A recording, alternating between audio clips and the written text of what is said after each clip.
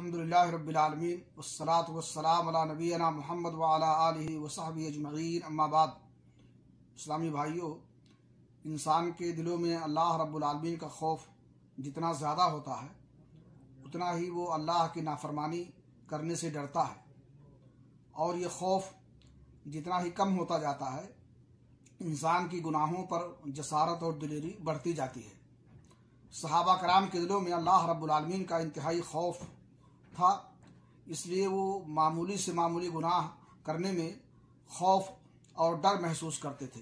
सही बुखारी शरीफ की रवायत है, अनस बिन मालिक रज़ी अल्लाह तआला अन्हु अपने दौर के लोगों से खिताब करते हुए फरमाते हैं, इन्नकुम लतअमलून आमालन हिया अदक्कु फी आयुनिकुम मिनश्शार कुन्ना नउद्दुहा फी अहद रसूलिल्लाहि सल्लल्लाहु अलैहि वसल्लम मिनल मुबिकात।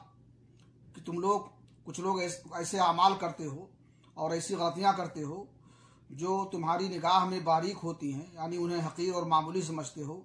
हम उन्हें अल्लाह के रसूल जनाब मुहम्मद रसूलुल्लाह सल्लल्लाहु अलैहि वसल्लम के दौर में और आपके ज़माने में सख्त तबाकुन तसव्वुर करते थे और हलाक करने वाले अमाल में शुमार करते थे। इसलिए हमें चाहिए कि अल्लाह की अज़मत और उसकी जलालत का तसव्वुर करते हुए दिलों में अल्लाह रब्बुल आलमीन का खौफ रखें ताकि हम गुनाहों से बच सकें। अल्लाह रब्बुल आलमीन हमें इसकी तौफीक दे।